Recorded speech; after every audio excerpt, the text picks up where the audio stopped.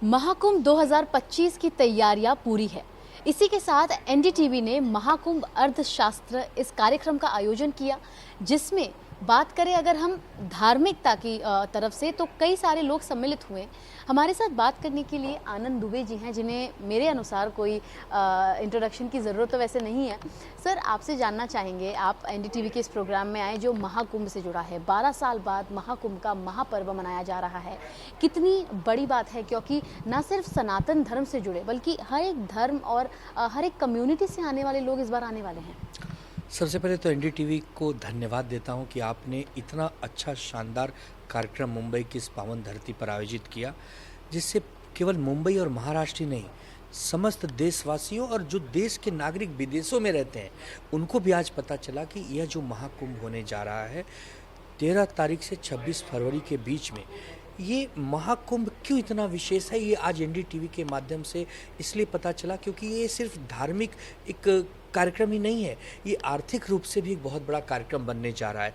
हम सब बहुत सौभाग्यशाली हैं जो 2025 में ये महाकुंभ को देख पाएंगे, क्योंकि या तो 144 साल पहले नागरिकों ने देखा था, या तो आज से 144 साल के बाद जो जीवित होंगे वही देख पाएंगे।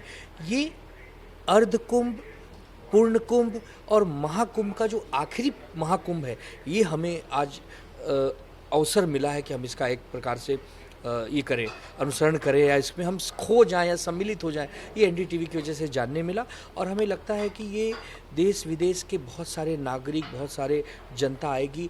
जो आंकड़े आ रहे हैं कि 45-50 करोड़ के करीब लोग आएंगे, तो ये सनातन धर्म के प्रति हमारी आस्था भी दिखाता है।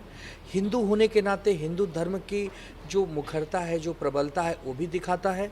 और बहुत ही सौभाग्यशाली हम, मैं फिर वही कह रहा हूँ कि संगम में जाकर, प्रयागराज में जाकर अगर जो भी भारतीय डुबकी लगाता है उसका मन पवित्र होता है, उसका शरीर पवित्र होता है, उसके विचार पवित्र होते हैं और हमारे सनातन को जानने का एक अवसर मिलता है, साधु संतों का आशीर्वाद मिलता है, ऋषि मुनियों का दर्शन होता है।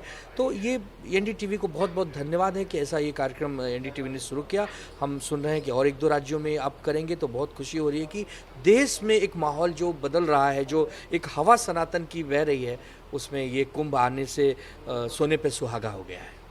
आपने कहा सनातन की लहर, लेकिन इसी के साथ रोजगार, आर्थिक मदद लोगों को, और एक राज्य के तौर पर देखें तो उत्तर प्रदेश अब आगे है और इससे कहीं ना कहीं उसे लाभ ज़रूर होगा। अब वापस कुछ ही समय बाद नासिक, अगले साल 2026 में नासिक में भी कुंभ होगा। तो कुंभ एक ऐसा अवसर है जिससे राज्य में आर्थिक का जो प्रगति है वो तो होती ही है, लेकिन कौन कौन से मायने हैं जो कुंभ को और ज़्यादा खास बनाते हैं सनातन के अलावा? देखिए, अभी मैं मंत्री जी को सुन रहा था जो उत्तर प्रदेश सरकार से आए थे कि पिछले 2019 में करीबन 1,00,000-1,50,000 करोड़ का एक रोजगार उत्पन्न हुआ था वहाँ। इस बार वही लोग बता रहे हैं कि 2-2.5 लाख करोड़ का ये आंकड़ा पार हो सकता है। तो ये केवल उत्तर प्रदेश के लोगों को ही नौकरियां नहीं मिल रही हैं, देश के अलग अलग जगह से नौकरियां मिल रही हैं। होटल्स का एक ट्रेंड बढ़ा है, ट्रांसपोर्टेशन खूब बढ़ा है।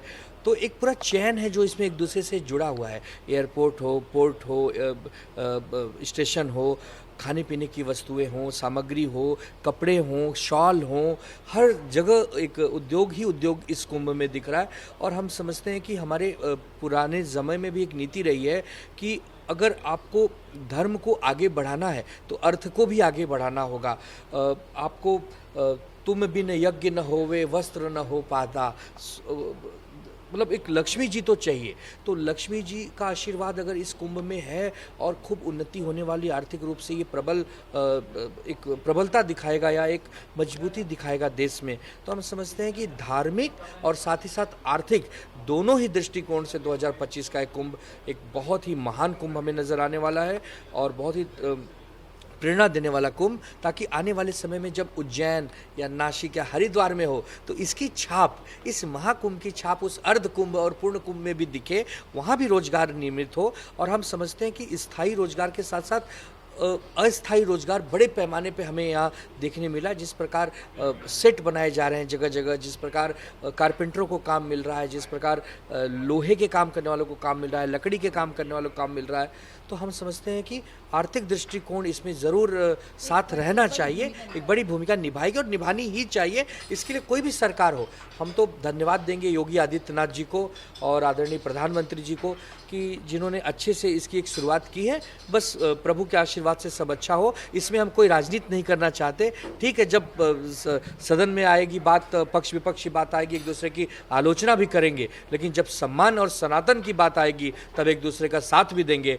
हम तो देवेंद्र जी जब अच्छा काम करते हैं तो हम उनकी सराहना करते हैं, और जब खराब काम करते हैं तो आलोचना करते हैं। यही तो लोकतंत्र की खूबसूरती है। और लोकतंत्र में बात आ जाती है राजनीति की। राजनीति से आप जुड़े हुए हैं, तो एक उसके दृष्टिकोण से यदि देखा जाए तो इस बार हालांकि सिर्फ एक समुदाय के लोग नहीं हैं, बल्कि एक और जहां माइनॉरिटीज़ के भी लोग वहां पर बड़ी संख्या में आने वाले हैं। कुछ ऐसे महंत थे, उनका कहना है कि धर्मांतरण के लिए भी लोग शायद वहां पर तैयार हो जाए, क्योंकि वहां का जो माहौल है वो इतना ज़्यादा भव्य होने वाला है। आपको क्या लगता है कि एक राजनेता के तौर पर आप कैसे देखते हैं कि यहाँ पर हर एक कम्युनिटी के लोग आएंगे, कोई राजनीति नहीं हो? देखिए, सनातन का एक बहुत ही पुराना वाक्य और बहुत मजबूत वाक्य है कि वसुदेव कुटुंबकम, पूरा विश्व हमारा परिवार है। तो चाहे कोई किसी भी धर्म को मानता हो, वो कहीं न कहीं से मूल सनातनी ही है। अगर वो अपने घर आता है और अपने घर में आके फिर तिलक लगाता है, त्रिपुंड लगाता है, शंख बजाता है, भगवा धारण करता है, तो उसका तो स्वागत ही है। जो ये नहीं करना चाहता, फिर भी आकर हमारी बात सुनना चाहता है, साधु संतों का आशीर्वाद लेना चाहता, उसका भी स्वागत है। हम तो गंदी राजनीति से ऊपर उठना चाहते हैं।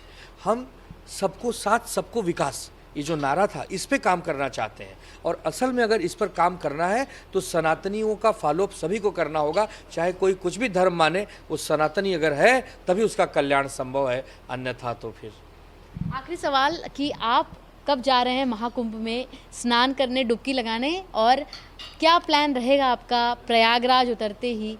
कैसे आप महाकुंभ का लाभ उठाएंगे? देखिए, 13 तारीख और 14 तारीख को साधु संतों का पहला अवसर आता है, अखाड़ों का अवसर आता है, तो उस दिन तो बहुत भीड़ भाड़ हो जाती है। लेकिन 15 तारीख को हम ज़रूर वहाँ जाएंगे और 16 तारीख को सुबह 4 बजे डुबकी लगाएंगे और गंगा मैया, यमुना मैया, सरस्वती मैया से नतमस्तक होकर आशीर्वाद मांगेंगे कि मेरे देश का कल्याण हो, इस विश्व का कल्याण हो, इस जगत का कल्याण हो। यही अनुकंपा बनी रहे हम सब पर, यही मनोकामना से वहाँ जाएंगे। बहुत बहुत शुक्रिया सर हमसे बात करने के लिए। तो आपने आनंद दुबे जी को सुना, जो नेता हैं शिवसेना उद्धव बालासाहेब ठाकरे गुट के। हालांकि इनका कहना है कि राजनीति एक तरफ, लेकिन बात जब धर्म पर आती है, सनातन पर आती है, तो सभी को एक साथ आ जाना चाहिए। और ऐसा ही कुछ मिलन दिखने वाला है महाकुंभ में, जो 13 जनवरी से 26 फरवरी तक प्रयागराज में आयोजित किया गया है। 45 करोड़ से ज़्यादा लोग वहाँ पर पहुँचने वाले हैं, जिसको लेकर एनडीटीवी के प्रोग्राम में आज कई ऐसे नेता हो गए या फिर अर्थव्यवस्था को लेकर जो लोग हैं, उन्होंने अपनी बात कही और बताया कि किस प्रकार महाकुंभ इस बार सिर्फ एक पर्व नहीं बल्कि एक महापर्व के तौर पर मनाया जाएगा। मुंबई से कैमरा पर्सन सुनील खंकरियाल के साथ सुजाता द्विवेदी, एनडीटीवी इंडिया के लिए।